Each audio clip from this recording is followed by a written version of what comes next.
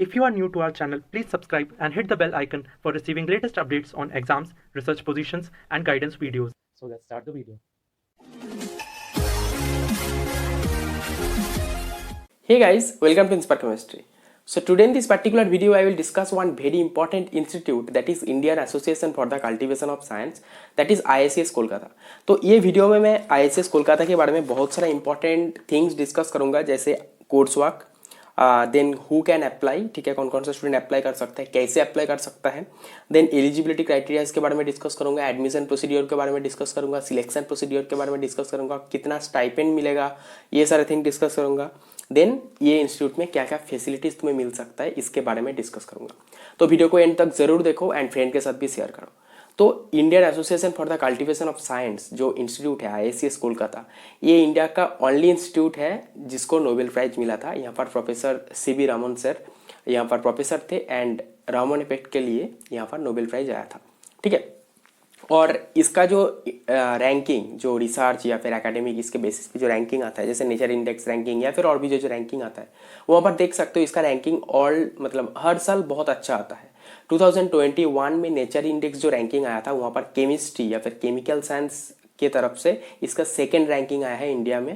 पहले आया था CSIR, देन आया था IACS कोलकाता, थर्ड आया था IISc बेंगलोर, ठीक है। तो सेकेंड रैंकिंग आया था नेचर इंडेक्स रैंकिंग 2021 के रेस्पेक्ट में फॉर केमिकल साइंस, ओके। तो देखो यहाँ पर जो कोर्स वर्क है, तो सबको पता चल गया कि इंस्टीट्यूट का बैकग्राउंड एंड बहुत ही इंस्टीट्यूट है, ओल्ड इंस्टीट्यूट है, बहुत ओल्ड इंस्टीट्यूट एंड यहाँ पर मोर देन सारे सब्जेक्ट मिला के मोर देन 80+ फैकल्टीज है, ठीक है। 80 से ज़्यादा फैकल्टीज है, यहाँ पर बहुत सारा डिपार्टमेंट भी है, ये सारे थिंग्स डिस्कस करूँगा। तो पहले डिस्कस कर लेते हो क्या क्या डिपार्टमेंट है।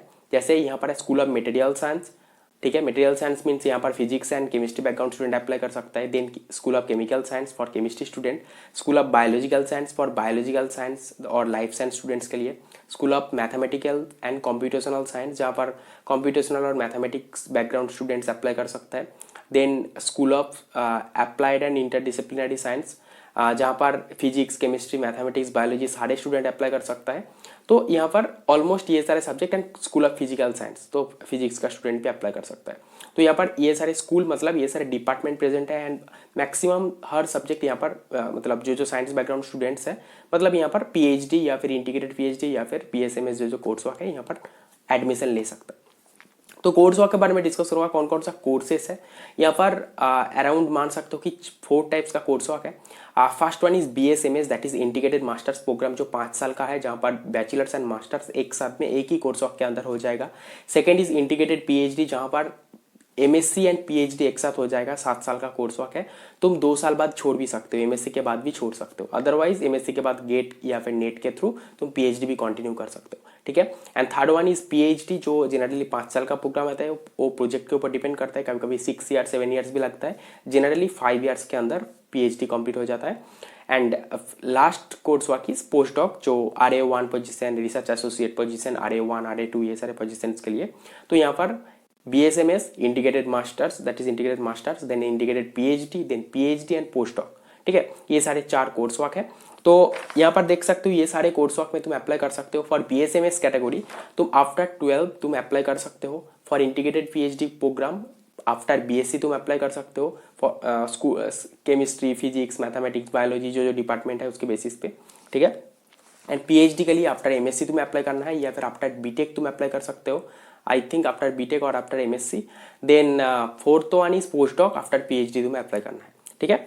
तो यहाँ पर देखो हु कैन अप्लाई मैं डिस्कस करते हैं। देन एलिजिबिलिटी क्राइटेरियाज, तो एलिजिबिलिटी क्राइटेरियाज जो है फॉर BSMS एंड जो MSc-PhD जो कोर्स वर्क है, यहाँ पर मान सकते हो कि जनरल कैटेगरी स्टूडेंट्स के लिए मोर देन 60% मार्क्स होना चाहिए एंड जो रिजर्व कैटेगरी है उनके लिए मोर देन 55% मार्क्स होना चाहिए, ठीक है। उसके बाद एक मतलब कैसे सिलेक्शन होता है, ठीक है, सिलेक्शन प्रोसीड्योर। तो ये जो हो गया तुम्हारा, पहले देखा जाएगा कि तुम्हारा मार्क्स कितना है 12th में, या फिर जो BSMS के लिए अप्लाई कर रहे हैं उनके लिए 12th मार्क्स बहुत वाइटल है, वहाँ पर मोर देन 60% या फिर जितना ज़्यादा मार्क्स होगा उतना अच्छा है।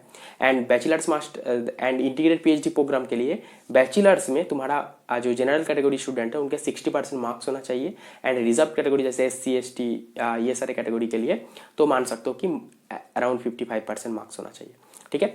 देन एक इंपॉर्टेंट थिंग, ये सारे एग्जाम मतलब ये सारे कोर्स वर्क में एडमिशन लेने के लिए तुम्हें एग्जाम देना पड़ेगा। फॉर बीएसएमएस प्रोग्राम के लिए और भी जो इंस्टीट्यूट है जैसे आईआईएससी बेंगलोर या फिर आइजर्स, यहाँ पर क्या होता है तुम्हारा जेई मेन एडवांस जो एग्जाम होता है उसके बेसिस पे भी मतलब एडमिशन होता है, या फिर केबीपीवाई दैट इज किशोर वैज्ञानिक प्रोत्साहन योजना करके जो एग्जाम होता है, या फिर कुछ एप्टीट्यूड टेस्ट के बेसिस पे आइजर्स या फिर आईआईएससी बेंगलोर में बीएसएमएस का एडमिशन होता है। लेकिन आईआईसीएस कोलकाता में ये सारे एग्जाम्स के थ्रू एडमिशन नहीं होता। यहाँ पर आईआईसीएस कोलकाता खुद से एग्जाम लेता है, वो एग्जाम्स के बेसिस पे तुम्हारा सिलेक्शन होगा, देन इंटरव्यू के थ्रू सिलेक्शन होगा, final selection. Okay, integrated PhD के लिए भी बहुत सारे इंस्टीट्यूट है जैसे जेएनसीएसआर, आईआईएससी बेंगलोर। यहाँ पर क्या होता है तुम्हारा जैम रैंक के बेसिस पे शॉर्टलिस्ट किया जाता है, देन इंटरव्यू के थ्रू फाइनल सिलेक्शन होता है। लेकिन आईआईसीएस कोलकाता में जैम रैंक के थ्रू कुछ सिलेक्शन नहीं होता, खुद का एग्जाम होता है, जो एग्जाम होता है उसके बेसिस पे तुम्हारा सिलेक्शन होगा, देन इंटरव्यू के थ्रू तुम्हारा फाइनल सिलेक्शन होगा।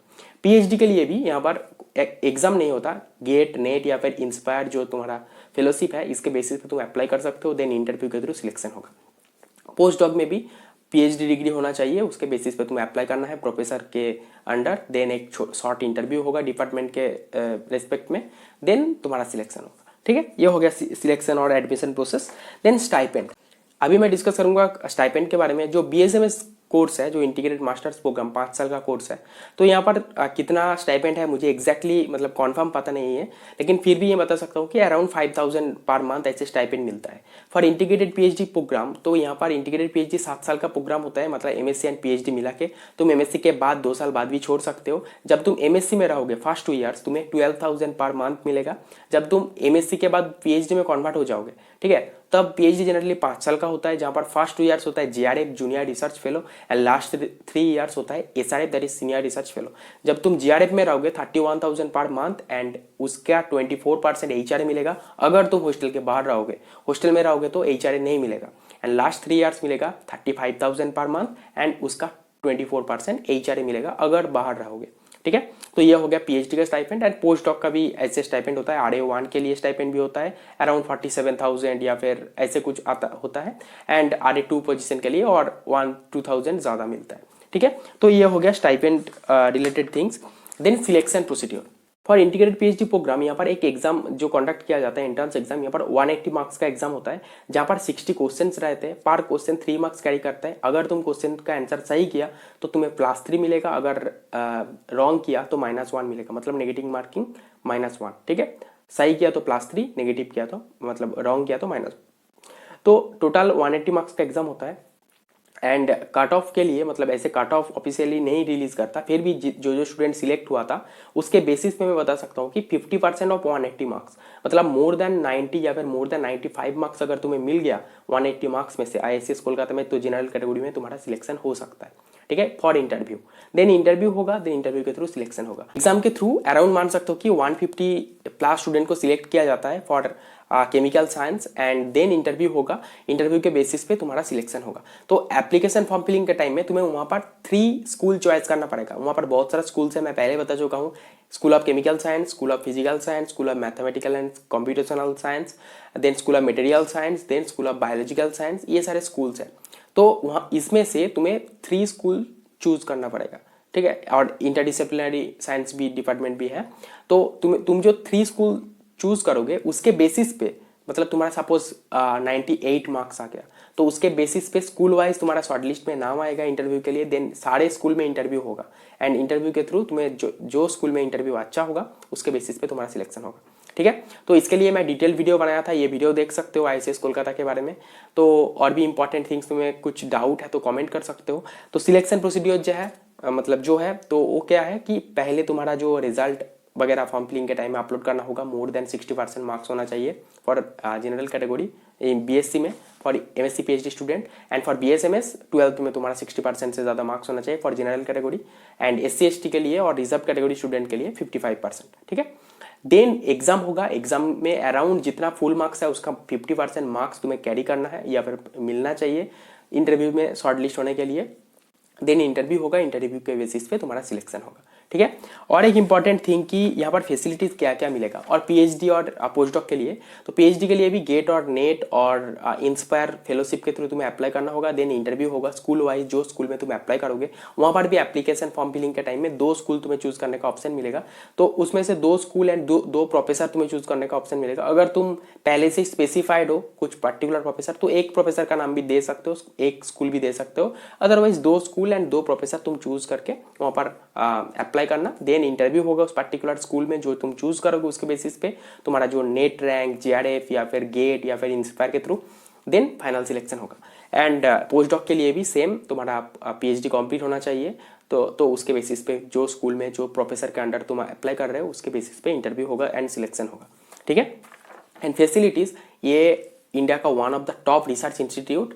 तो यहाँ पर सारे इंस्ट्रूमेंट मिलता है, मतलब एक्सपेरिमेंट करने के लिए तुम्हारा रिसर्च के बेसिस पे बहुत अच्छा फंडिंग भी है यहाँ पर। तो ये मान सकते हो कि कोई भी प्रॉब्लम नहीं होगा। एंड यहाँ पर मान सकते हो कि मोर देन 80 प्रोफेसर्स है सारे डिपार्टमेंट मिला के। तो एक बहुत ही मतलब अच्छा मतलब प्रोफेसर भी है एंड फैसिलिटीज़ भी बहुत अच्छा मिलेगा। इंस्ट्रूमेंट, लैब फैसिलिटीज़, उसके साथ तुम्हारा रिसर्च फैसिलिटीज़। इसके थ्रू मतलब जो स्टूडेंट चाहता है कि बीएसएमएस या फिर एमएससी पीएचडी में, एमएससी के बाद अब्रॉड में पीएचडी करना चाहते हो, तो प्रोफेसर के रिकमेंडेशन के थ्रू भी तुम अब्रॉड में भी जा सकते हो, ठीक है। तो ये सारी इंपॉर्टेंट फैसिलिटीज़ यहाँ पर मिलेगा। एंड ये इंस्टीट्यूट के साथ नोबेल प्राइज जैसा इतना बड़ा प्राइज का टैग भी जुड़ा हुआ है। तो मान सकते हो कि इसका मतलब पॉपुलैरिटी कितना ज़्यादा है इंडिया में एंड वर्ल्ड वाइड।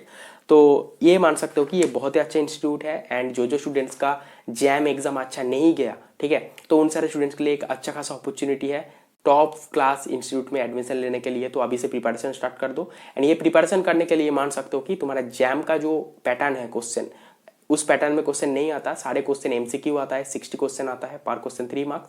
तो जैम लेवल, जो जैम का जो हार्डनेस लेवल है या फिर टफनेस लेवल है, उस पर्टिकुलर लेवल में ही क्वेश्चन आता है। तो उस टाइप का क्वेश्चन प्रैक्टिस करते जाओ। ये एग्जाम का ऑफिशियली जो मतलब क्वेश्चन बनाता है वो पब्लिकली रिलीज नहीं करता। तो मान सकते हो कि जैम का क्वेश्चन प्रैक्टिस करो एंड जैम का सिलेबस ही फॉलो करते रहो, ठीक है। So that's all. सो ये था इंपॉर्टेंट कुछ थिंग्स। इसके बाद भी कुछ तुम्हारा डाउट होगा तो कमेंट कर सकते हो, मैं कमेंट का रिप्लाई कर दूंगा। तो Indian association for the cultivation of science बहुत ही अच्छा इंस्टीट्यूट है for chemistry, physics, mathematics, biology and others for other science subjects, okay. So video को फ्रेंड के साथ भी शेयर करो ताकि जो स्टूडेंट का जैम एग्जाम अच्छा नहीं गया उन सारे स्टूडेंट्स के लिए भी बहुत अच्छा होने वाला है इंस्टीट्यूट में एडमिशन लेना। So thank you for watching, see you in the next video.